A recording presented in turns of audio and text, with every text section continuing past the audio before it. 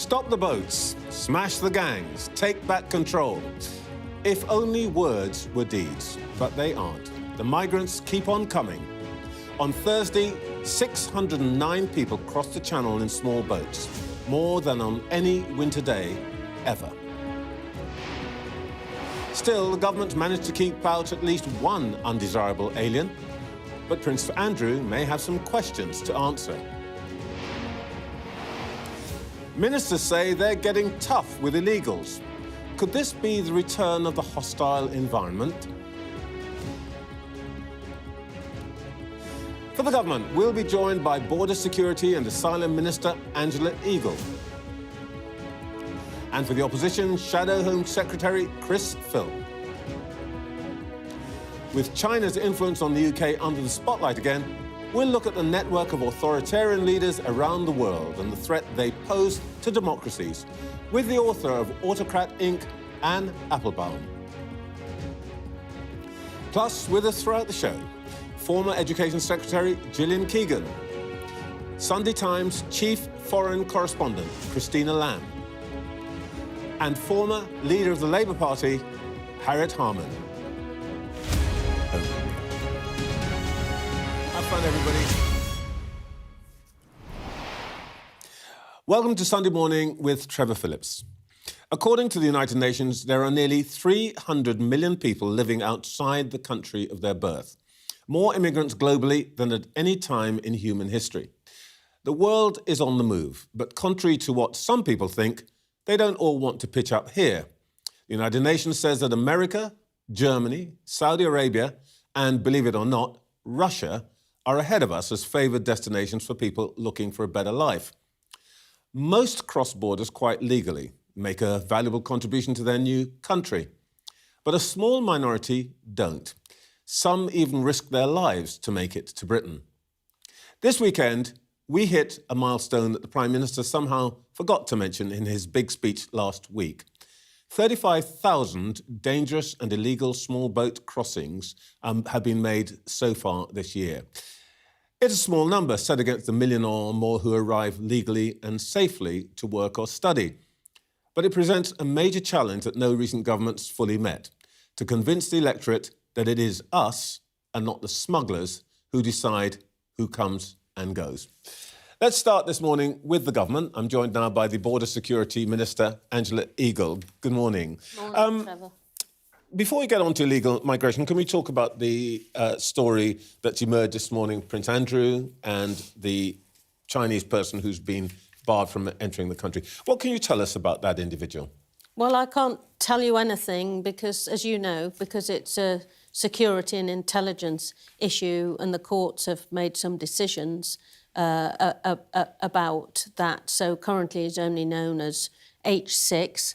But the thing that we need to focus on is that he was thought to pose a threat to our security, especially with what he was doing in his friendship with Prince Andrew, and therefore he was barred from coming back into the country. That's the security services doing their job.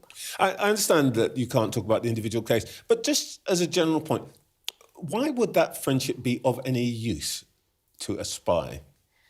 Well, there are all kinds of things that spies are sent to various countries to do and to establish friendships with people of influence that might then be useful later on is often one of their modus operandi, and they're very they're not short-termists.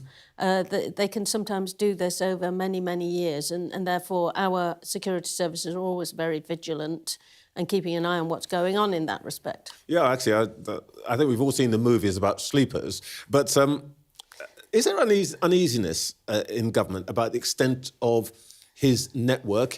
We've now seen photographs of him with two former prime ministers. I mean, obviously, they had no idea who this person was, but not everybody gets to meet prime ministers. And I wonder how much anxiety there is, because this can't be the only such person operating here, about the extent to which they are getting into networks of influential people. Well, obviously I can't talk about individual Yeah. cases, and photographs aren't necessarily any more meaningful than photographs. We all get photographed with a lot of people in political jobs, and we meet many, many people. But I think that's why our security services are always vigilant, and that's the day job that we pay them to do. This does cut across your responsibility to some extent. Do you think, and I know you have to be careful here, so just give me I was going to say an order of batting, a rough order. Well, let's not after the test match. No, news overnight. A rough estimate. How many other people do you think you might have to deny entry to? Well, that comes at one end of a spectrum. Sometimes it's safer to keep a watch on people, but the security services will advise the security minister and the Home Secretary as and when required, and they will take the action that is required when they think a threat is emerging. And what about we now have 8 living prime ministers. Yes, we acquired quite a lot the last few years. 8 former living prime ministers, I should say. These people are all going to be targets. Do they get special advice? I mean, what happens? Well, I mean, obviously, ex-prime ministers do all get protection, and people keep an eye on them. If the security services became aware that there was a potential issue, I'm sure that they would give any potential target, including ex-prime ministers, advice. But obviously, it's important also to be sensible as an individual and be responsible for your own behaviour. I don't quite know how to answer this question, so I'll just ask it directly. Is this latest eruption of Prince Andrew into the headlines an embarrassment for us as a country? I'm not going to comment on the internal issues with the royal family. I don't think that's appropriate. Everybody knows what's happened. They know the action that's been taken, and they can come to their own judgment. All right, let's talk about your area of responsibility. It looks as though the number of people coming across the Channel in small boats is going to hit 35,000 this weekend. Now, the majority of those have come since you took office. We've had storms, temperatures dropped over the last 3 months. Yeah, last Thursday was the busiest December day ever, we think. That was partially because we had 9 days with no arrivals. Yeah, but okay. And what happens when you have what happens when you have an industrialised, people smuggling, gang-related issue going on at the borders is there gets to be pent-up demand when you can't cross, and then if there comes a day when it's likely that you can, you're likely to get more than you normally would. Indeed. So this is just why we have to tackle the gangs. Indeed. Well, what happened to smashing the gangs? They seem resolutely unsmashed. Well, the first thing to say is they're established, very well established, and they've been allowed to industrialise their process with very sophisticated supply lines all the way through European countries. That's why we are doing what we're doing to come to agreements with Germany. We had the Calais Group meeting last week, chaired by the Home Secretary and her German counterpart, with the French, the Dutch and the Belgians. We need more cooperation cross-border operationally, which is why we've set up the Border Security Command. But I'm not going to sit here, Trevor, and say that when you're presented with something that's this well established and this sophisticated, that I can get out a magic wand and wave it and it'll all be okay in 5 months. This is a tough job. It will take time to do it. It'll take good operational cooperation, good cross-border policing. That is why the Home Secretary was in Italy, coming to a joint agreement about taking down some of the financial structures that the gangs use to finance their activities. I want to come to that. And so bit by bit, we are going to dismantle them. It's perfectly fair for you to say that you've got to take time. How long before we see these numbers coming down? Well, it's a priority to get the numbers down, but we've got got how long should we wait? We've got to get. We have to wait. We've got to get a handle on all of these operational things. So I'm not going to sit here and give you a date. We've had governments that have given dates about and figures about getting immigration down to the tens of thousands and then quadrupled it. So I don't think that people want a date snatched out of the air that nobody is confident that they can meet. What they want is to see steady, regular progress, and that's what we're going to give them. With respect, the government doesn't seem to be short of numbers and milestones and foundations and all the rest of it. The one number that you won't give us is when, or the one piece of information you won't give us is when you expect to turn this around. Well, we've made a good start in 5 months. We've done a lot of international work with our partners.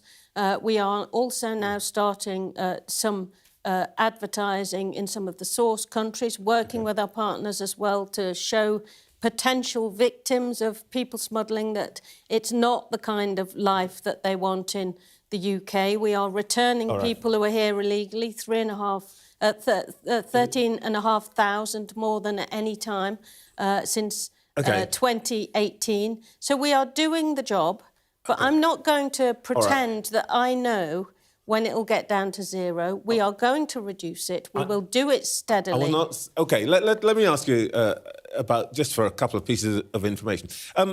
You announced that you've, as you said, returning more than 13,000 individuals. You've sent 33 flights abroad. Which countries are they going to? Well, there's a range of countries. But what are the top countries? Vietnam, Timor-Leste, Brazil. We got the first flight off to Nigeria, Pakistan, Albania, and a range of others that aren't charters but are the individual returns. So we came across a system where the last government had really stopped enforcing the results of asylum. If you're here illegally, we want you to leave. If you're here illegally and you don't have the right to be here, please leave voluntarily. We may even assist you to leave voluntarily. If you're here and you won't leave, we will enforce your leaving in the end. You say the last government wasn't doing it, but actually the truth is that, in fact, they were raising the number of people returns. Have a look at this the returns had halved from 2010. Yeah, but you can see why returns had halved. 2020, remember COVID? Yes, I do remember. The point is that in 2023, enforced returns were up by 54%, voluntary returns by even more. If you took that graph further back to 2010, you'd see that they'd halved. Yeah, but your number of 13,000...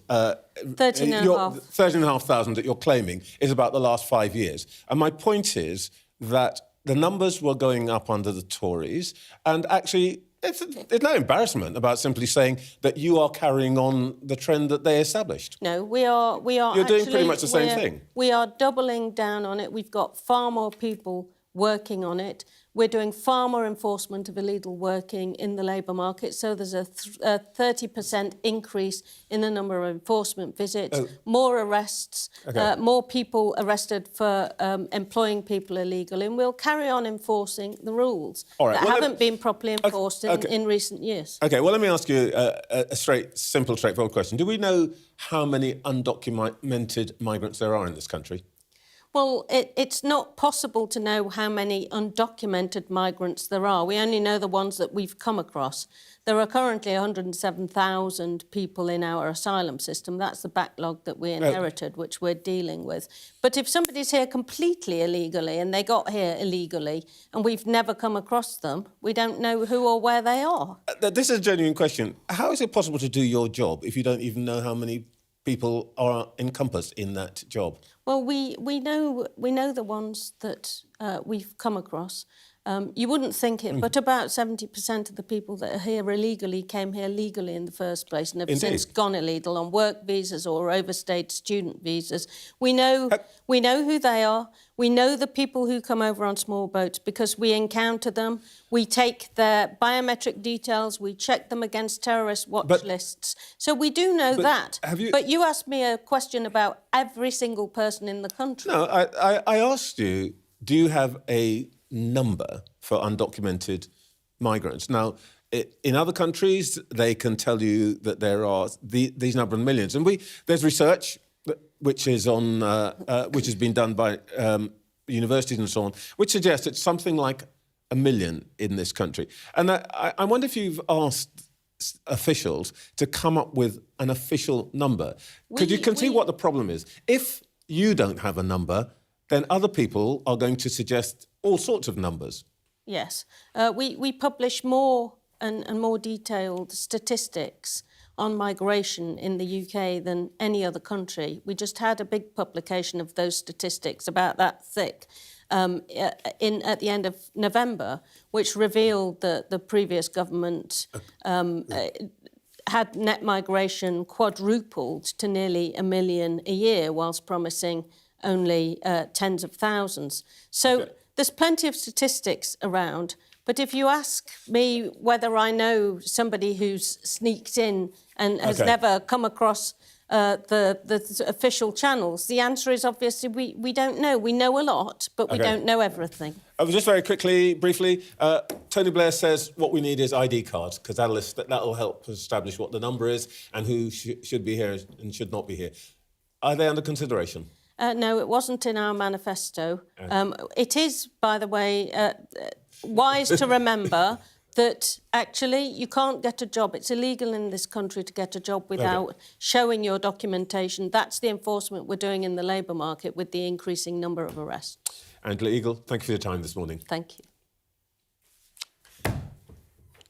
Well, if our 90-minute programme isn't enough politics for you, our podcast have you covered. Every weekday morning, our deputy political editor, Sam Coates, and Politico's Jack Blanchard tell you everything you need to know for the day ahead, all in under 20 minutes. You can scan your QR code on the screen right now, and you can follow politics at Jack and Sam's now. We've got a lot more for you this morning. Shortly, we'll speak to the Shadow Home Secretary, Chris Phil. Plus, we'll discuss a seismic year in geopolitics and the trends and alliances between world leaders that we should be having our eyes on with Pulitzer Prize-winning journalist Anne Applebaum. Let's see what our panel made of all that. We're joined all morning by the former Education Secretary, Gillian Keegan, the Sunday Times Chief Foreign Correspondent, Christina Lamb, and the former leader of the Labour Party, Harriet Harman. Let's start with this story about Prince Andrew and the alleged Chinese spy. How worried should we be about all of this, Gillian Keegan? Well, I think you should always be vigilant and always be open to this. It's kind of surprised me that people are surprised by it because, you know, for about 30 years during all my time in business, if you were going to China or you were going to Russia, you had specific briefings even then about what they would be trying to do, how they'd be trying to monitor and surveillance and track your equipment. So it's a well-known, it's part of a Chinese strategy, and actually they're very strategic, the Chinese, so you know, a lot of this has been 30, 40 years in the making. So it is concerning, but it's not new concerning. It's curious, Harriet, though, that the Prince didn't appear to have anybody around him advising him that this might be a problem for him. Or it's possible, I suppose, he ignored the advice, but... Well, that's always possible. I don't think we can assume anything in that regard. But I think one of the things, and this picks up on what Gillian was saying, is that, you know, if somebody was approached by, you know, a Russian person in the days of the old Soviet Union, they'd think, oh, Russia, perhaps the Soviet Union, I ought to be a bit careful about this. I think there's something about our lack of understanding about China that means, you know, we understand about the role of Americans, we understand what's going on in Europe, but we seem to have a bit of a sort of ignorance spot in relation to China, both what the opportunities are and what the threats might be. And I think that's something, generally speaking, amongst the, you know, parliamentarians, amongst government, amongst ordinary people, as well as the royal family, we need to up our game on that and be more understanding of what's going on in China and what their objectives might be and what that might mean for us, for good or ill.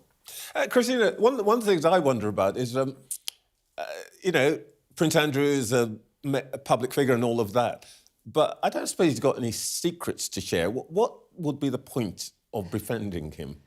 I have to say, I did wonder that too, but I guess it's access, isn't it? I mean, having access to him opens doors to other things. This H6, as he is known, you know, got to visit Windsor and Buckingham Palace, and it's I guess, it's clear once again that Prince Andrew doesn't pick his friends very well.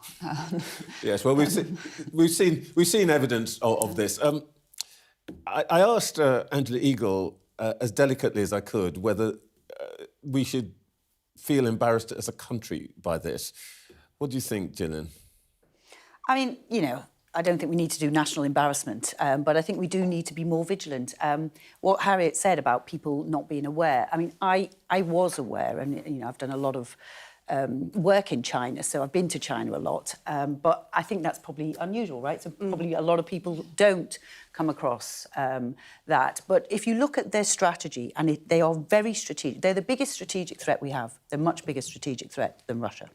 And if you look at their strategy, the Belt and Road Initiative, their critical mineral strategy, their strategy in Africa, I was very briefly Africa Minister, but even in that short time, I found out our intelligence services know a lot. So I think we do need to be continuously diligent and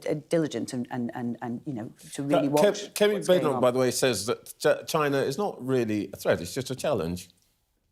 You can choose your words either way. I mean, I suppose that is the truth. You've got to basically respond to that challenge. If you don't respond to it, I guess it becomes a threat. So I think that's probably where we would, choose the same language. But I think, as Harriet was saying, we don't really understand the Chinese at all, and they're making an enormous effort to understand us. So, for example, I went to my son's graduation a couple of weeks ago at Edinburgh, and I would say 80% of the students graduating in that ceremony, which was humanities, were Chinese. Yeah, we have could not believe the 150,000 number Chinese of students. Chinese. So they're making a lot of effort because they're not coming to study science, these ones. They're coming to study English literature and things. So they're trying to understand a lot about us. And I think we don't understand anything much. We'll return to this because I think there's a wider point here about China's surveillance of Chinese students here and so on. But we'll talk about all of that a bit later when we've talked to Anna Applebaum. But I want to return to Angela Eagle's main business, which is the dealing with border security. 35,000 coming across in small boats this year, Harriet. Angela Eagle says, in a way, we've got to be patient. But the public isn't going to be that patient, are they? Well, I think they're being very diligent, the government. They've identified that they've got to make this a priority and they're getting on with it. And Yvette Cooper, the Home Secretary, and Angela are working both nationally and internationally. But I think that we need a bit of a wider conversation with the public about this in terms of what people actually want and what is achievable. Because people are often in two places at once on this. They say, we've got to control our borders and lower immigration, but we do want people to come and help us to be care workers, although we ought to be training our own people to be care workers. We do need people to come in and help us build new homes, but we don't want people to come and undermine jobs, the jobs of people here. And there's a lot of conflict. We do want people, we're prepared to, enjoy multiculturalism, but we want a certain level of integration. And I think in a way, it might be a good moment to have something like, a terrible suggestion, I know, but something like a Royal Commission where we literally look at what it is people want, because simply saying we want a very well-run health service with all the vacancies filled, but we want no more immigration, those two things, you can't have both at once. But I think in terms of illegal immigration, and especially foreign national offenders, I mean, to go to a prison here and see so many people in our prisons who are foreign national offenders, that really needs to be sorted out. I remember going to a women's prison, and about 25% of the women there were there from, they'd been involved in Caribbean drug running. They didn't want to be in prison thousands of miles away from their own families. I mean, that sort of thing we really should sort out. Gillian, do you accept in some sense that politics is failing to put the central question to the public? We need growth, we need people to build Angela Rayner's new homes and all the rest of it, but we don't want immigrants, but we haven't got the people here. Well, this is are we missing the point? This is a problem that's affecting pretty much every Western country, and it's impacting politics. almost all over the world. And it's a huge problem because it's very, very difficult to solve. Two major things have happened. The first is we have 15 billion mobile phones in the world. Most people have one, even in the poorest countries. So the access to information now about different lifestyles is absolute. And the second is there's organised criminals who have made a very sophisticated business case and have got the supply chains. And even if you smash the gangs, there'll be another gang that comes up, because the reality is there is an incentive and you will find people who will want to do that. So you've got pull factors and you've got a business that's there. And that has not been the case before. Those two things coming together have created a massive issue, and it's not an easy one to solve. Now, in terms of the problems, in terms of legal and illegal, they do get conflated in the public's mind. And actually legal is a much bigger number than illegal. Yeah, we had 1.2 million people come here legally right. last year. And so when I was in government, there were two areas that actually were contributing quite a lot to the numbers. One was students, and we deliberately had an international education strategy that said we want to be a leader in the world for international education, and it's £35 billion of revenue to the Exchequer every year. And the second was, after the pandemic, when we had ambulances queuing for 14 hours, we deliberately decided to have a social care workers visa, because the big problem was actually getting people out of hospital, and the big problem was social care, access to those packages. So that was a deliberate decision, but everyone forgets the situation at the time, and then once the people have come, says, oh, there were so many people who came. The difficulty is you promised, and this is the democracy point, you promised people you would reduce legal immigration to the tens of thousands. And the difficulty is if people are promised something, but you've repeated the promises, it was in every manifesto. And I'm not making a particular party political point here. And I think you need to... Well, it was pre-pandemic and it was post-pandemic as well. But my point is that it's very dangerous to democracy to offer people something. That's not true,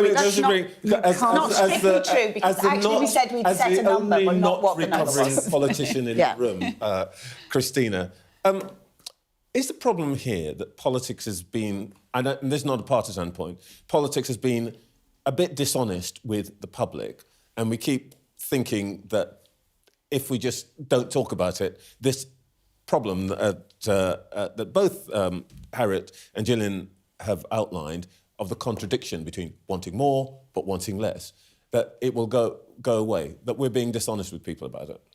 Well, I think it was politicians that made it an issue in the first place because they thought they could benefit from it. But it clearly is, as Gillian said, it is a political issue everywhere. We saw it in America, we see all over Europe, and you saw here how the Reform Party benefited from that.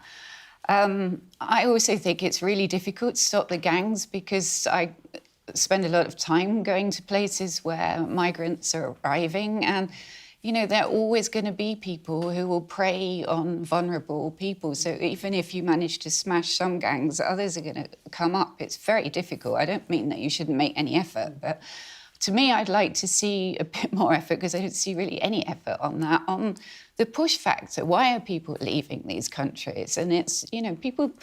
To leave everything you know, to leave your home, your family, everything you've ever worked for is a big thing. You don't do that easily. And yes, it's true that people I see in Afghanistan a lot, on people looking on their phones and seeing that there's a different world somewhere else and wanting to go. But maybe we could make a bit more effort in trying to stabilise some of these countries that people are fleeing from. Well, I'm glad you said that, actually. By the way, here's... the number of visas that were issued last year, 1.1 million visas, irregular arrivals, 37,000, we think. Interestingly, Angela Eagle couldn't tell me how many undocumented migrants there are, which I think is quite a big problem. If you just don't even know how big the problem is. Yeah, but it's self-evident. How can you know? Exactly, because they don't come up and say, I'm undocumented, well, by the way. other countries can make an estimate. They possibly have ID cards. The Americans will tell you that the 11. consensus is around about 11 million undocumented. But one thing that I think is coming our way, and this is coming back to the piece that you've written this morning, Christina, is that the big bulge was 2015 when a lot of people came from Syria. Do you think, you've just done this story about the potential for war crimes, that actually some of those people will go back home now? Oh, I'm sure some of those people will go back because, like I said, you know, people don't want to leave their country. And a lot of the people that came from Syria were professional people I interviewed at the time, surgeons, architects, engineers. You know, these are people that the country needs. And they do want to go back. Some people have gone back very quickly. Other people that I know, Syrians in Germany, for example, they are absolutely ecstatic to see the end of the Assad regime, but they're also nervous about what's going to happen next, particularly if they're from minorities, particularly if they're Kurdish, for example, because you know, they fear what may happen to them. So it's very difficult. And I think the justice side is incredibly important because we've seen over the last few days all these very emotional pictures of people pouring into the prisons and detention centres trying to find loved ones or what happened to them, and horrific stories. But we're also seeing people saying, I want to see what happened to us happen to Assad. I want Assad cut in half. And so if they don't start trying to bring some kind of justice system, we may see people trying to take things into their own hands, which would be very dangerous. We're going to return to Syria and, as it were, what people call the axis of evil a bit later on in the programme, so we'll pick that up.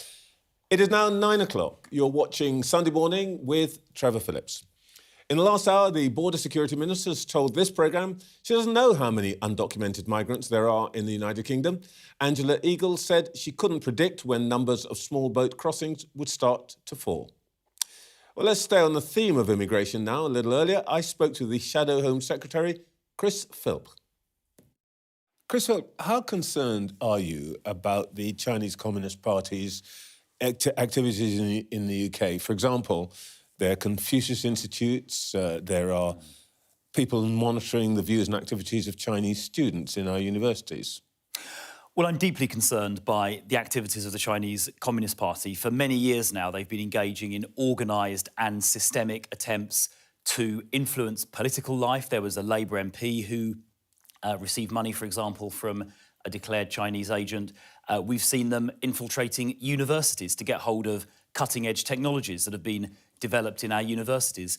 And we've seen straightforward espionage activity as well. So it's something the Chinese state, the Chinese Communist Party, have been doing on a systemic basis for many, many years. It's deeply concerning. And we've now seen, of course, the allegation that a person who has been denied entry to the UK, Chinese, because of what is alleged to be spying activities, has got close to a member of the royal family. How serious do you think that risk is? Well, I think everybody in public life and involved in, as I say, business and academia needs to think very, very carefully about people who might be connected to the Chinese state. I think, in fairness to Prince Andrew, as soon as he was warned of the risk, he cut all contact. But what this does illustrate are the risks are there, and everyone needs to be extremely vigilant. But, of course, it's very difficult for anybody to know, isn't it? I mean, you meet somebody who happens to be Chinese. You can't necessarily decide whether they're a threat or not. Should these people actually have more support, particularly prominent people like members of the royal family? Well, I think people who are in positions that are sensitive or high profile should be particularly vigilant.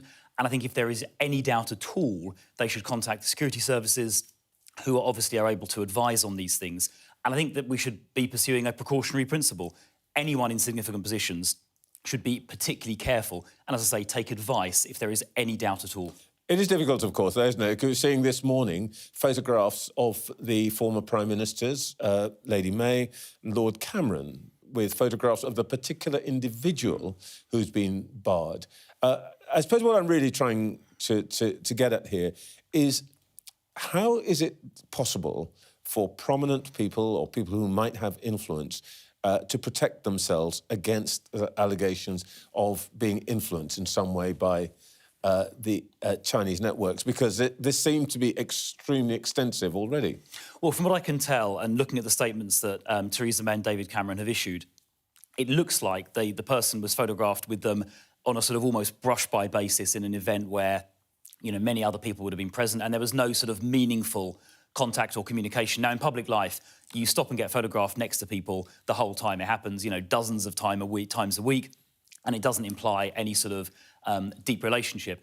Where I think people in public life or in other sensitive roles, and that includes, as I say, universities, need to be particularly careful is if the relationship becomes deep, anything more than superficial, and the other person starts having influence or gaining knowledge. That is where you've got to be careful. And I think, as I say, take advice quickly if you're at all concerned. More generally, last year, Kemi Badenoch said China is not a threat, but a challenge. I noticed that in the very same week, you said it was not a challenge, but a threat. Who's right? Well, I think we're dancing on the head of a pin here. Well, a challenge and a threat are very different things. Well, look, I think the point that we were both making, perhaps in slightly different language, but the point we were both making is that, you know, China is expanding its sphere of influence in the that particular part of South Asia, but obviously beyond. And we're feeling that in the UK today with this story about the Chinese spy. There is industrial-scale intellectual property theft that has been going on for years, possibly decades, both targeted at businesses and also universities who are developing cutting-edge science. So we need to be very mindful of those challenges. But of course, China is also, on some measures, the world's largest economy, on other measures, the world's second largest economy. So, you know, we do need to be trading with them as well. All right. Let's talk about your specific area of responsibility. I imagine you must be pretty pleased with the information the government's putting out today on illegal migration, because they seem to be carrying on the trend that you started.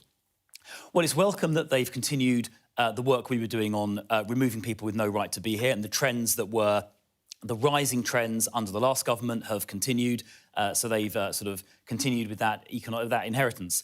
But what concerns me is that the illegal crossings over the English Channel by small boat have gone up by 18% since the election, compared to the same period last year. That's a significant increase. And the reason those illegal and dangerous small boat crossings have gone up under Labour is they scrapped the Rwanda deterrent before it had even started. The first flight was due to take off on July 24th. Now, the NCA, the National Crime Agency, have told us you need a deterrent to stop the boats. Law enforcement alone is not enough. And that's why it was so foolish for Labour to scrap that Rwanda deterrent before it even started. I do feel a slight sense of Groundhog Day here. Are you really still saying that a deterrent which never got in place, which never hit the ground, is somehow is actually deterred anybody? The Rwanda scheme never actually happened, so how did it deter anybody? Well, I mean, look, the point I'm making is that had it started on July the 24th but it didn't. as planned, but had it started, by now it would have been having an effect, and we would not have been seeing increases in numbers. But it didn't. But you guys keep coming. You guys, what I mean is people from the previous government keep coming in and saying that the reason that there are still people coming here is because they didn't do Rwanda. You never got Rwanda to happen. Nobody ever went to Rwanda. Yeah. It never was a deterrent. Well, so last year, 2023, the numbers went down. Now we see after July the numbers going up. And what I'm saying is, if that Rwanda deterrent had started as planned, the numbers would have gone down. But it's not just me saying that. It's the National Crime Agency saying that you need a deterrent. And where a deterrent has been used elsewhere, it has worked. For example, Australia had a similar approach about 10 years ago as part of their Operation Sovereign Borders, which completely stopped the boats that were crossing from Indonesia to Australia. We've seen the Belgians intercepting boats near the shore. That has cut Belgian departures by 93%. And when we started returning Albanians, that cut Albanian crossings again by about 90%. So we know deterrents work, and it was a huge mistake to cancel this deterrent before it even started. All right, we could dance on the head of that particular pin forever, but I want to just, before we finish, ask you about reform, because, of course, immigration is reform's big card, and they are leaning both on you and also on the Labour Party. There are reports this week that local branches of Conservatives reform have been discussing unofficial pacts to face Labour in local elections next year. Are you up for that? No, we're up for fighting every single seat. We've been winning council by-elections up and down the country since the general election. We've been winning far more seats than Reform. I think we've won about 5 or 6 times more seats than Reform. Look, we're the opposition.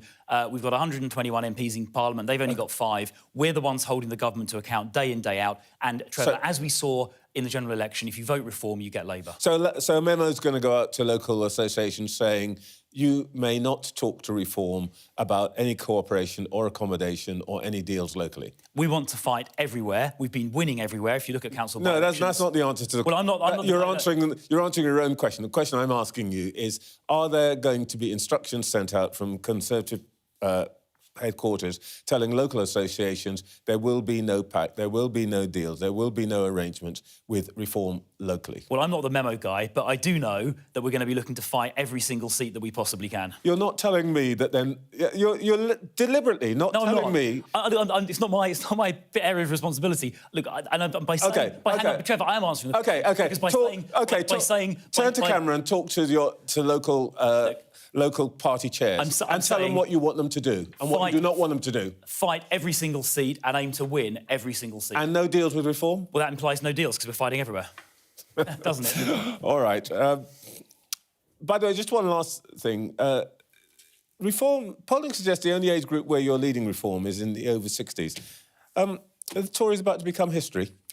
No, I don't think so. Look, I think we're the official opposition. We are the ones in Parliament, day in, day out, holding the government to account, and we are winning council by-elections up and down the country. We're winning them off Labour, we're winning them off all kinds of other parties, and we're doing far better than Reform in these by-elections. Chris Phillips, thank you very much. Thank you. Back to our panel, Gillian Keegan, Christina Lamb and Harriet Harman. OK, Gillian, how is Rwanda a deterrent when it never actually happened? It has to happen for it to be a deterrent. But there was a time where, I think if you remember, there was an increase in the Irish people going from England to Ireland because of the fact they thought that Rwanda was going to be coming in. We'd finally got over legal challenge after legal challenge after legal challenge. They were some early signs. But when the National Crime Agency says to you, you need a deterrent, you need a deterrent. And when you look at this problem, and we talked about how broad it is, you really do need to try everything. Now, we will never know, I suppose, if it will work. But what I think is interesting is many other European countries are now looking to replicate it. And I spoke to the Australian Foreign Minister, and he was on something called the Migration Advisory Council, which I didn't know we had, to check what was happening and to make sure that the Rwanda scheme was robust. And he said, and he was involved in the example 10 years ago, he said it was the best example he'd seen of a potential deterrent. So we will never know, but we need to have a deterrent, and now they need to replace it with something else. Well, I still feel a little bit... good try, but I'm not sure I'm any wiser. Well, you're not going to be wiser because if you can't predict the future. That's what I said to Chris Phillips, but he seemed to be saying to me, oh, don't worry, it actually had an effect. But I can't see how it did. But anyway, Harriet. Well, I think there's two things about it. Firstly, if people are prepared to risk their lives in boats and risk their children's lives in boats, they are so desperate to come here. The idea that they think that they'll be deterred because a tiny number of people might at some future date be sent to Rwanda, I think it's unlikely to be, but a deterrent. But the other thing is that if Rishi Sunak was confident that the boats would stop when Rwanda scheme was brought in, were it ever possible to bring it in, why did he call the election when he did? Because he was saying it's just going to be towards the end of July that the planes are all going to take off. And then he pulled the plug on himself before that could happen. So I don't believe he had that much confidence it was going to happen. Otherwise, he would have waited, and then he could have said to the British people, look, see, it started to act as a deterrent, and it's actually happening. I never met anybody on the ground, and I meet a lot of people that are fleeing their countries or planning to flee their countries. I never met anybody who said that I'm not going to UK because of this Rwanda scheme. So it didn't seem to be a deterrent to anybody. It also seemed to waste an awful lot of money. I can't remember how much money it was. £700 million. Yeah. So are we saying it's impossible to have a deterrent and therefore the key part of the plank that the NCA are saying is necessary, and we all know this is a problem everywhere, right? Every government is struggling with it, that we should ignore that. No. If they say you need a deterrent, my view would be you need a deterrent. Now, whether... Well, there is a deterrent, which is returns, and that's one of the things they're really working on. You need agreements for returns, right? So we did the Albania one, which was a massive increase. Then we were finalising the Vietnam one, and of course that's continued. And of course you need to do this, but you do need the cooperation of the other countries. And some other countries, let's be honest, and quite often where they have lots of numbers coming over here, will not give us that. And it's the same with the foreign nationals, right? The bonds that are in prison. Again, you need to have some kind of agreement. So that you're not completely in control of it. We're not completely in control of all the solutions, which is why you need to also try a deterrent. And they mean a different deterrent, which makes people think, should I stay in Germany or France? Or should I stay somewhere else? Of course, they'll leave their country if that's the driver. But these are people coming largely from France, obviously. Far more people are going to those countries than coming here anyway. It's a curious thing, though, Harriet, that actually before 2016, the returns policy was working because a lot of the returns were to India and Pakistan, but also to within the EU. Yvette Cooper is in Italy trying to create some arrangement with the Italians and so on. Is this a moment where actually, Brexit and all that aside, it's a moment for a reset with the rest of the EU to try to tackle this problem? Because you were asking about an honest dialogue. Surely now is the moment where perhaps actually the divisions of the past are becoming an obstacle to doing something about today's problem. Well, absolutely. You have to work with Europe on the question of these human traffickers. You know, if there are boats being made in Turkey, stored in Germany, but they're then launched from France, you have to work with our European allies who are facing the same situation themselves. But we need to work together. And that's why I remember being absolutely horrified when Liz Truss was asked in her election campaign, are the French allies or opponents of this country? And she said, we'll wait and see. Well, you know, we have to be, you know, on the front foot, working with our friends and allies in Europe to actually deal with this, definitely. It's an interesting thing that Yvette Cooper today, or this weekend rather, is in a conference in Italy where other people on the platform are Marine Le Pen's niece, Marine Maréchal Le Pen, whose answer to this is to stop all immigration, and also the French Interior Minister, Bruno Retailleau, who wanted to send illegal immigrants to Congo. So he's picking up some interesting ideas there, presumably. I mean, politicians' words will always be the same because it's a problem and it needs to be dealt with. But by saying it, you have to do more to stop it. And of course, you need to cooperate. We've been working with National Crime Agency and all of the people have been working with it. We found many sources of boats and they keep closing them down. So all of that work is a continuation, and it's good that it's a continuation. But it will not be enough. And I think you need to continue to look at what more. This is this is different what we're facing, so we need different solutions, not just the ones that we've already tried. Christina, this is the political beneficiaries of all this seems to be Mr Nigel Farage and his party Reform. What do you think the Conservatives particularly have to do to deal with Reform? I mean, they obviously have to be coming up with better solutions for some of these issues that Reform is managing to attract people to vote for. But, you know, we're seeing easier to say than do, right? We're seeing in other countries this same kind of thing, and you could argue Trump too, that people are disillusioned with what they see as established politics, and they feel that they want something else, something outside. Harriet, it's not just the Tories who have to be worried. Mr Farage is after Labour seats as well, and I think the number now was they came second in 89 seats to Labour.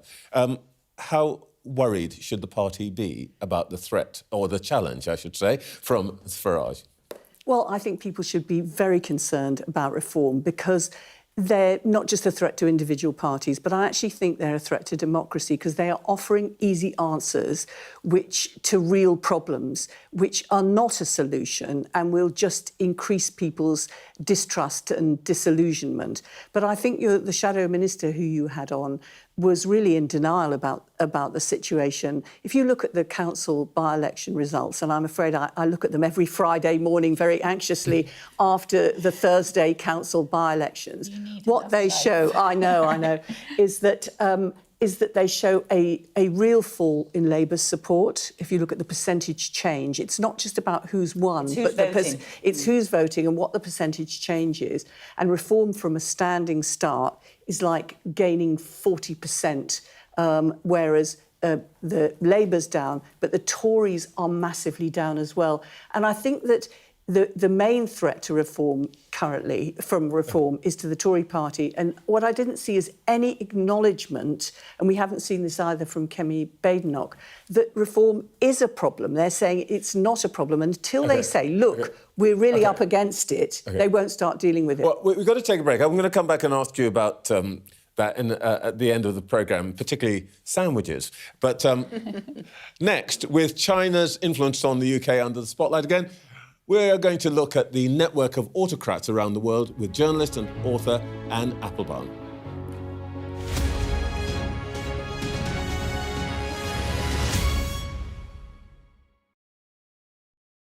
First Minister, how are you? Good morning. Good morning. Nice to see you.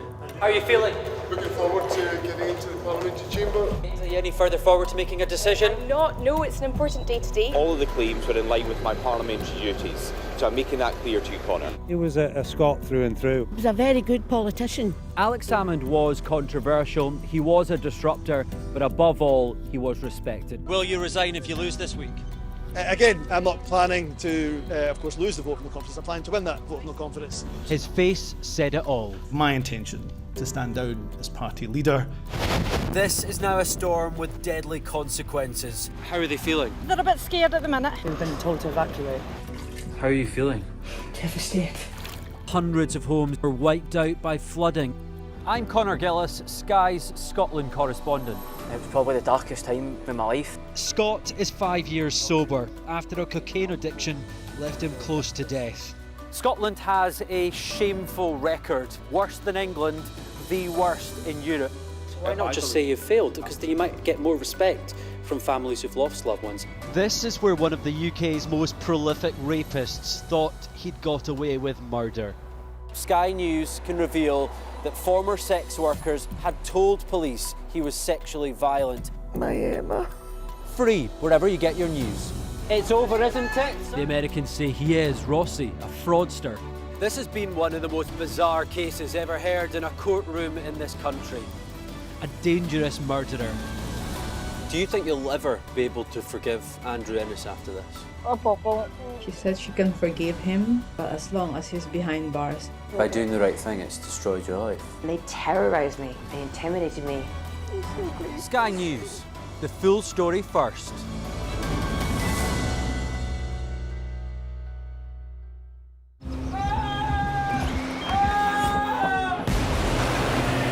The most significant day of this conflict. They keep telling us that they want aid. And this is what's left of it. Tanks, heavy vehicle.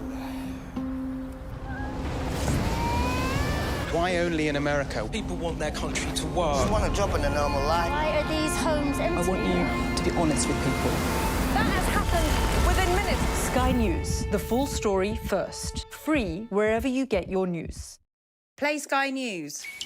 From the Sky News Centre at 7. Now that you're up to date, we can go into a bit more detail. Things can change incredibly quickly. Taken by surprise. Have you ever known a moment like this in British politics before? Yes. Cheers. We'll start with breaking news. Let's get the latest on the ground. So, by the end, we'll hopefully all understand what's going on in the world just that little better.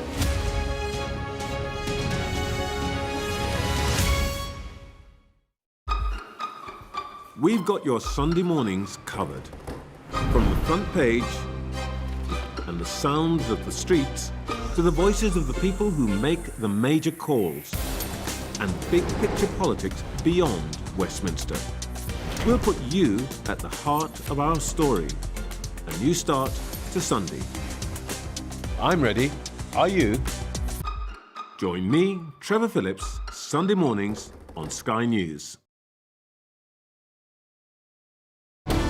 Jubilation in the streets, while some emotional. This is a political victory for Prime Minister Modi and his Hindu Nationalist Party. I'm Neville Lazarus and I'm Sky's reporter based in Delhi. Companies like these are helping India in its trajectory to be a serious player in space exploration. Sky News, get the full story first. Well, we've been talking once again this morning about Prince Andrew and how China tries to exert influence on the United Kingdom. But of course, it's not the only big authoritarian regime that tries to do so on democracies around the world. In only the last few weeks, Russia's efforts to subvert European democracies have been laid bare, from Moldova to Romania to Georgia. So just how much of a risk does the network of authoritarians pose to us? I'm joined now by the author of Autocracy, Inc., the journalist Anne Applebaum. Good morning, Anne. Good morning.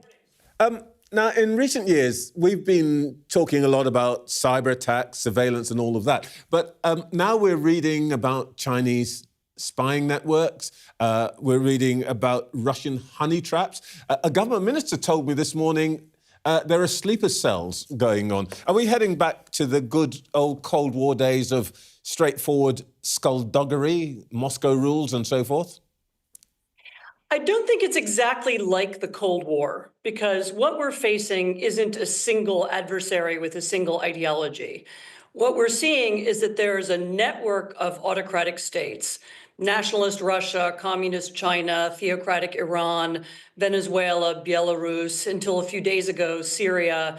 And these are countries who have very different ideologies, but they've begun to work together opportunistically, and they've begun to do so because they all have a common enemy, and that enemy is us. So the enemy is the liberal democratic world, the language that we use, the language of rights, of the rule of law.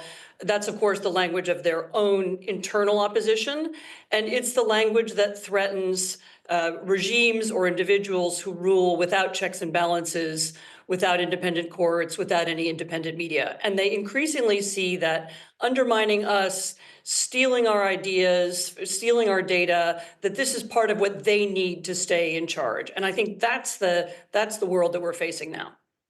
The states that you mentioned are investing hugely from hard power, Russia, war, right across to soft power, China's Belt and Road Initiative, trade and Silk Road strategy, all that, making friends all over the world. Are they winning? I mean, winning is a hard word to use. I mean, these are, of course, some of them are very fragile states. Again, we just saw a Syrian regime that had been in power for 50 years, described itself as everlasting.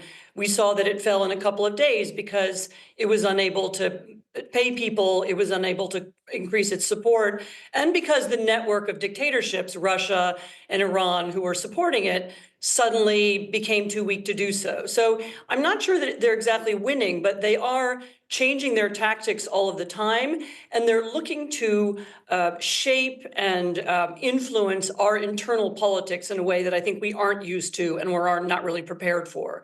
And so when you see them doing things that surprise you, for example, promoting a Romanian presidential candidate on TikTok, which is, of course, a Chinese-run app, or when you see them intervening in French or British or German elections. We're still surprised by that, but I think we probably shouldn't be. You lay a lot of this out in your book, Autocracy, Inc., which we don't do plugs on this show, but I recommend intelligent readers get it, because it's revealing. You wrote it before, of course, Syria happened. To what extent is the fall of Bashar Assad a blow to that alliance? Oh, it's a blow. It's a blow because, as I said, one of the ways in which this network operates is that the stronger states work together to prop up the weaker ones. I mean, on the other side of the world, Venezuela is a state that would have fallen a long time ago, a regime that's deeply unpopular, has impoverished its people, has created the biggest refugee crisis in the Western Hemisphere, maybe in the world.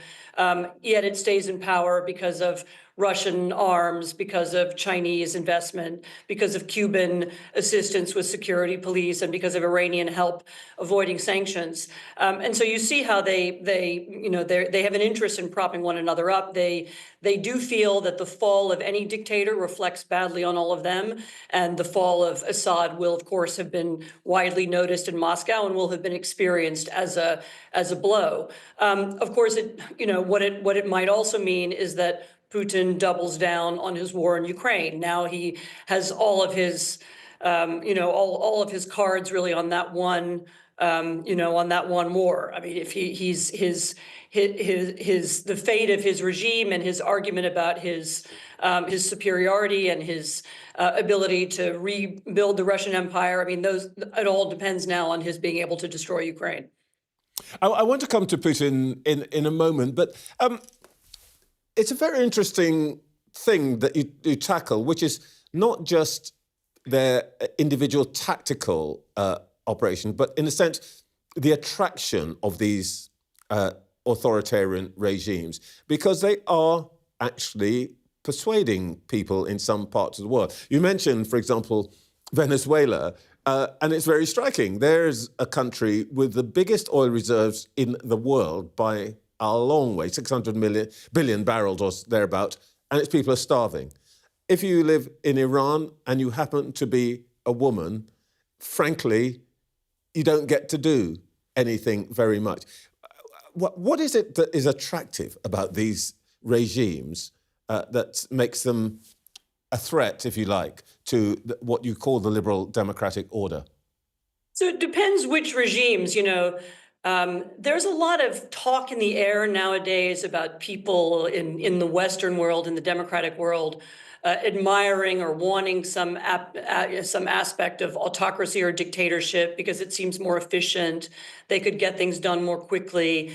The autocratic world has also been very good at building a narrative about autocracy being stable and safe and democracy being weak and divided. And that's found a lot of support and, people in the US, the UK, and Europe also hearing that and listening to it and thinking maybe there's something to it. But you make a good point, which is that when you look around the autocratic world, what you see in practice is that autocratic regimes impoverish people. They take away their rights. They create profoundly unequal societies.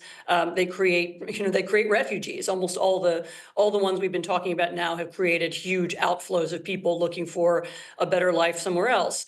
Nevertheless, the magic of the idea that there's some better way that we could, with a stronger leader or a more decisive regime, we could change things faster, it continues to have an appeal. And I think, it's always had an appeal. And everybody who ever designed a democratic state or wrote a constitution or thought about these ideas when they first emerged in the 17th and 18th centuries knew that it had an appeal.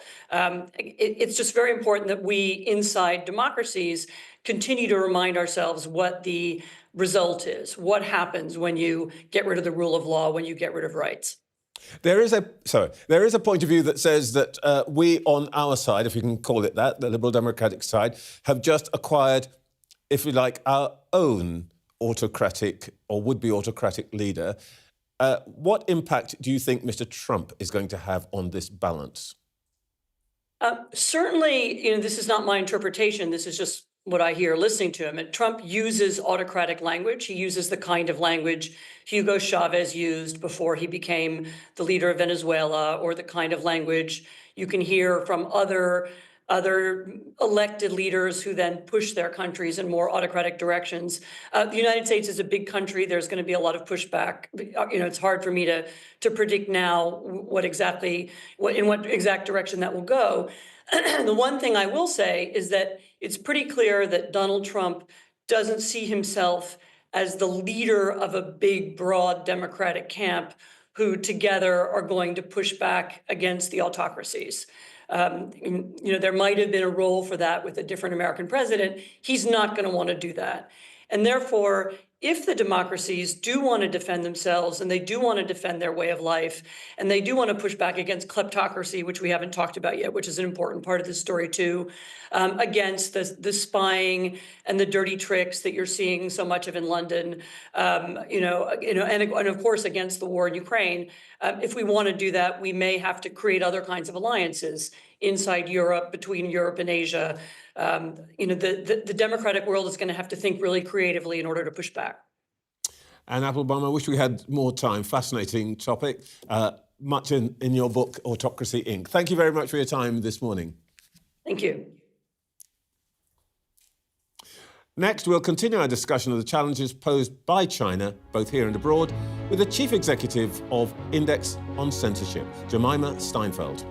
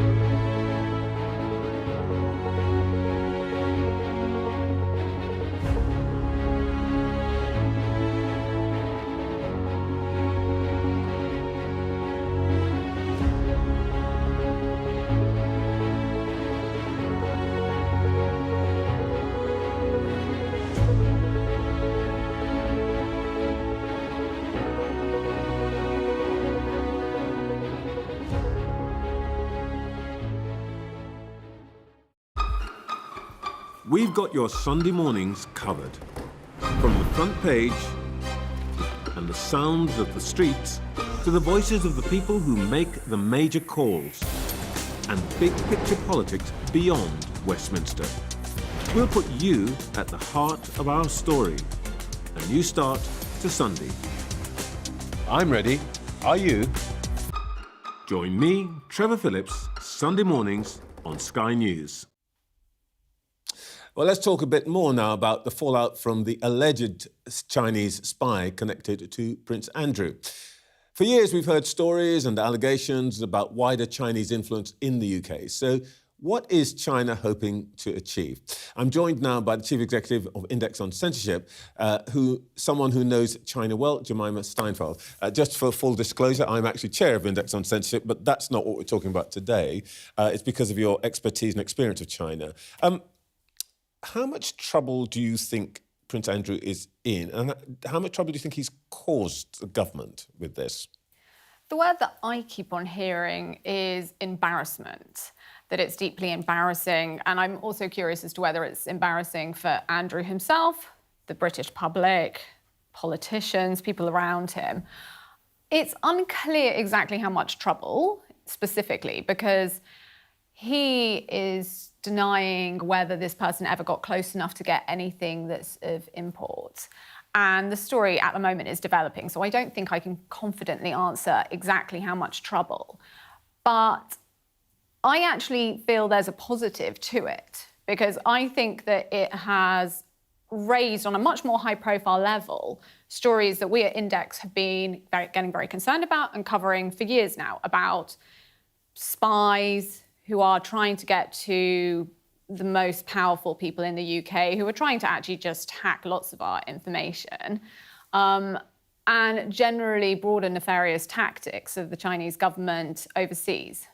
But without being rude about him, what possible use is Prince Andrew to a Chinese spy?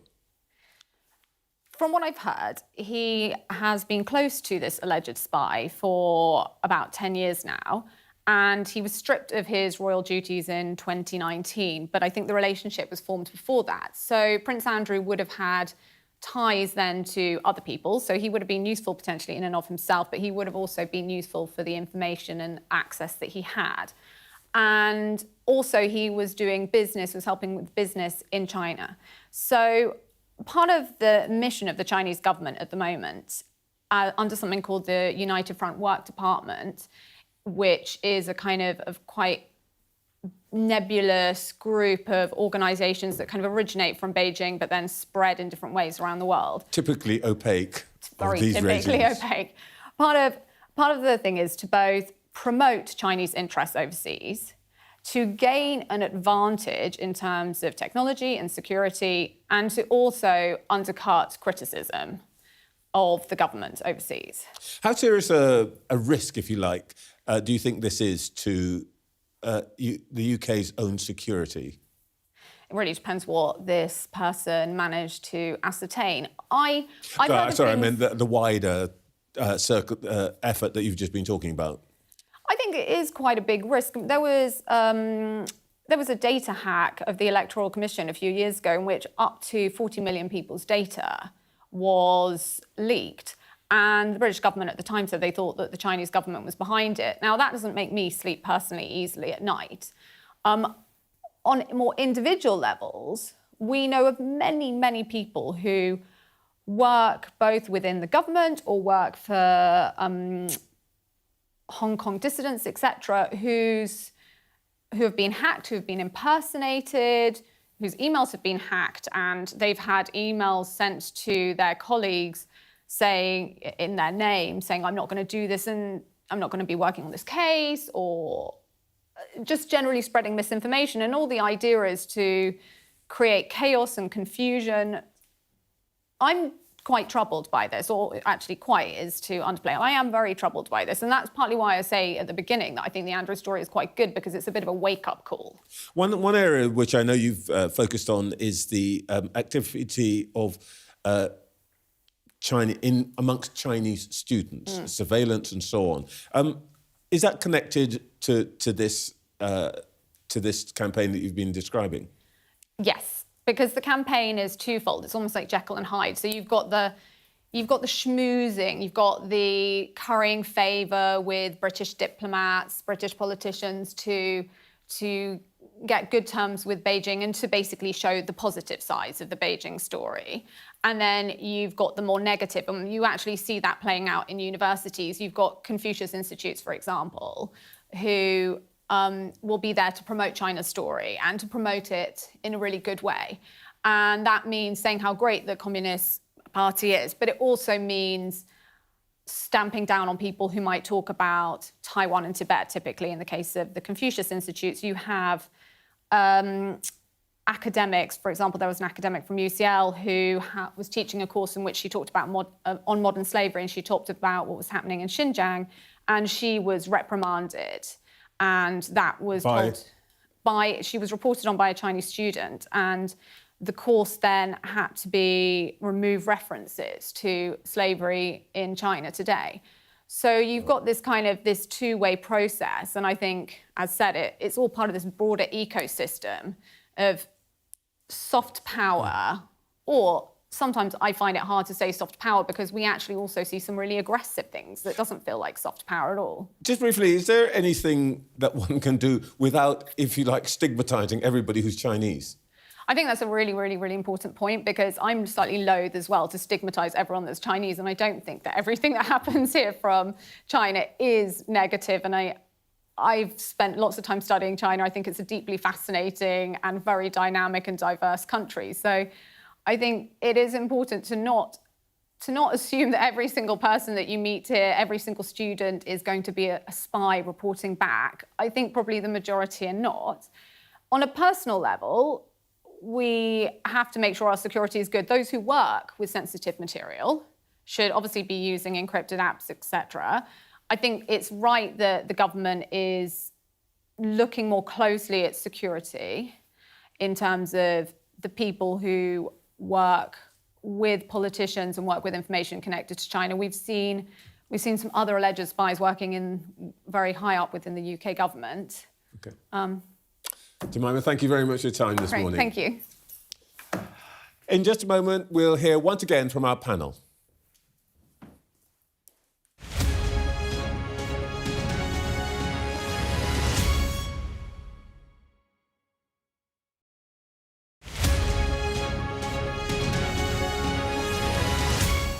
We arrive. A secret hospital hidden in the Myanmar jungle, treating the victims of this bloody war.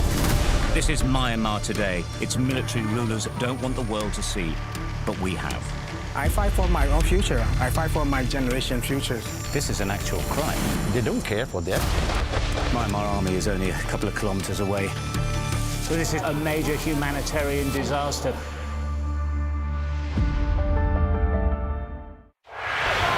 There are dozens of people desperately clambering to get onto that boat. It is a chaotic scene, but it's being watched by dozens of French police officers on the beach.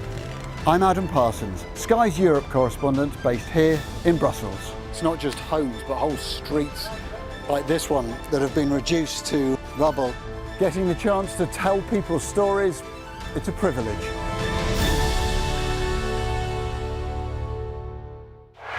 Weeknights on Sky News. This is your chance. Tell people. Welcome to the Politics Hub. Our police force has apologised. If you want to find out about Grimsby, you come to the docks. I'm live in Jerusalem. Are you not concerned that that could lead to all-out war? Hello there, good evening. There are fears of an upsurge in violence. What's at stake here? You are watching the press preview, a first look at the front pages as they arrive. Our app gives you the very best of Sky News wherever you are. Breaking news, videos, analysis, up at 6%. Podcasts, watching us live. Joins us live. All in one place, and all at just the touch of a screen. The Sky News app. Get the full story first.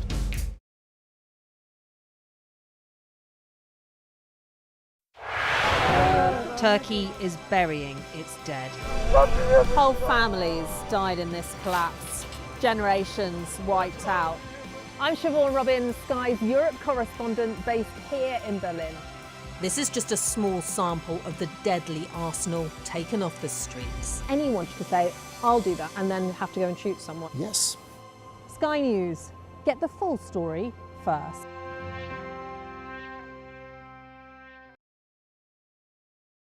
Play Sky News. From the Sky News Centre at 7. Now that you're up to date, we can go into a bit more detail. Things can change incredibly quickly. Taken by surprise. Have you ever known a moment like this in British politics before? Yes. Cheers. We'll start with breaking news. Let's get the latest on the ground. So, by the end, we'll hopefully all understand what's going on in the world just that little better.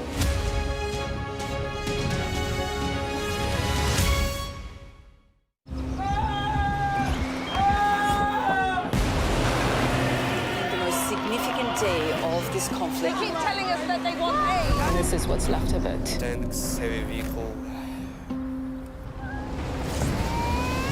Why only in America? People want their country to work. They want a job in a normal life. Why are these homes empty? I want you to be honest with people. That has happened within minutes. Sky News, the full story first. Free wherever you get your news. Back to our panel, Gillian Keegan, Christina Lamb and Harriet Harman. Just on Syria, Christina, what you're betting? Is this going to be another Libya, or do you think that there's a possibility that because it's Syria and it's a bit different, that what everybody hopes, which is stability, some semblance of democracy, comes through?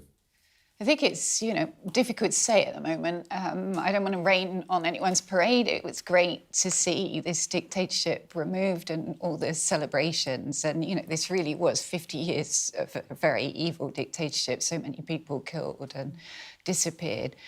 However, I did cover the fall of Saddam, the fall of Gaddafi, the fall of the Taliban the first time round. And in each of those cases, we saw similar scenes of lots of people coming out, knocking down statues of Saddam, whatever, with a bit of help from the Americans, and people pouring into the secret prisons.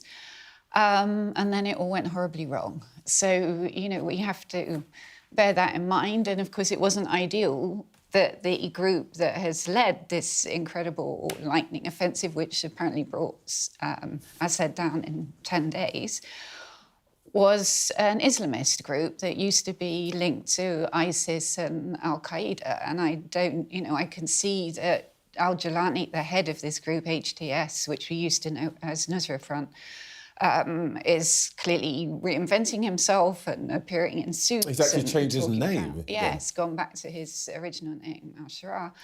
But, I think we have to take that with a pinch of salt, because look at what happened when the Taliban took over in August 2021, and there was all this discussion, is this Taliban 2.0? And the country's changed, the Taliban's changed.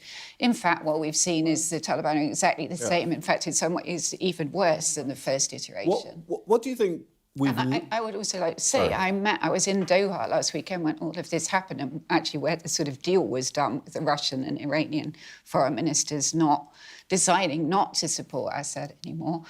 And I met some of the Taliban on Monday who are based in Doha, and they said, he's one of us. Wow. So, we have to bear that in mind. But then, we don't know. And this is a bit different in that this was Syrians themselves. It wasn't a sort of American-backed or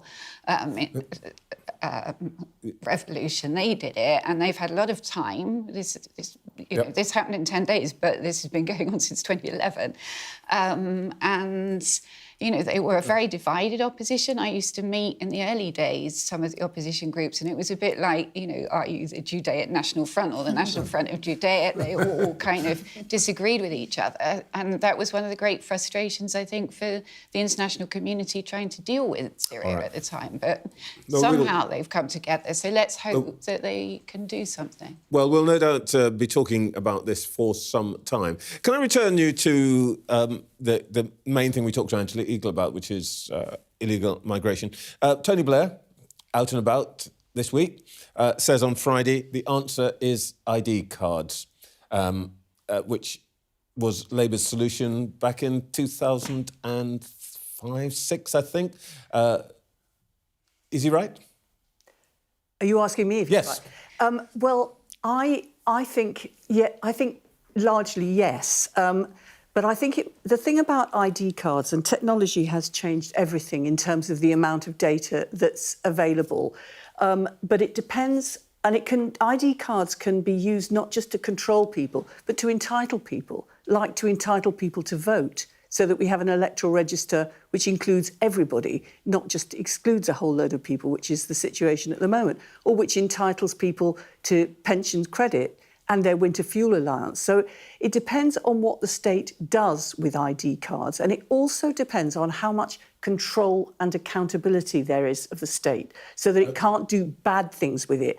But I think, in principle, yes, it doesn't make sense when all that data is there not to use it as a force for good, both to entitle people, but also to identify people who are not entitled. But because it's a big tool, it needs to be properly controlled. So not for the first time, I'm agreeing with Tony Blair. What are the bad things that people are scared will happen if we have... Because so many other countries have ID cards. Well, indeed. We see here that we're one of relatively few. And interestingly, Gillian, the ones on the right there, no ID cards, are all basically the English-speaking countries. What is it about us? I think actually it does go back a little bit to tradition and post the Second World War and this sort of papers kind of doctrines that were brought in. And, you know, in many of these countries, they had that kind of that regime which went badly wrong for them. I lived in Spain for 8 years, so I was under the ID cards. And I think one of the things that you need to think through here, I mean, technology is very powerful and can solve a lot of things, but we haven't even managed to get technology going through all of our public service records or our NHS and sharing it with our GPs. If you have, I mean, there are many of us that have a record, right? We all have a national insurance number. We all have a health number. You know, if you had something that really made it much easier for access to services and to be able to understand what was happening, it would be fantastic. But many of those countries still have problems with immigration. So what you always have is a black market. So what it means, in Spain, for example, if you wanted to rent a house or whatever, you apparently needed to have this ID card. You wanted to work, you had to have this ID card. You wanted to get access to a loan or to most things. But then you have a black market, and the reality is then enforcement of the black market. So it isn't a silver bullet, but I think for many reasons we should think about where technology can really help deliver better services and also make sure that we enforce some aspects of the rules in our country. OK, it feels like we're agreeing here. So let me see if I can find a way for us to disagree. This week, the new leader of the opposition and Prime Minister's questions, with tractors going up and down Whitehall, decided to talk about something else. You've got 20 seconds. How's she doing, do you think, Harriet? I think she's doing really badly. And on the one hand, it makes me, you know, if you're in favour of the party of government, you've always got to be a bit pleased if the opposition is weak. But I think I've actually got quite a big worry, because if she really carries on in the way she's doing so badly, she will open the door to reform and right-wing populism. So I'd rather she got her act together, which she's not at the moment. The person who's doing badly is the first 100 days of a Labour government. Sunak was trending on Twitter yesterday. I was like, what's that all about? He was absolutely right to predict that this government would destroy our economy within 100 days. All of the things they're doing are the things that worry me most. And, you know, of course, Kenny's brand new in that job, but she will be a conviction politician. That I'm convinced about. Christina, you get let off, because we've got to end the show. That's it for this week. I'll be back next Sunday. Watch Sophie every night. Discipline.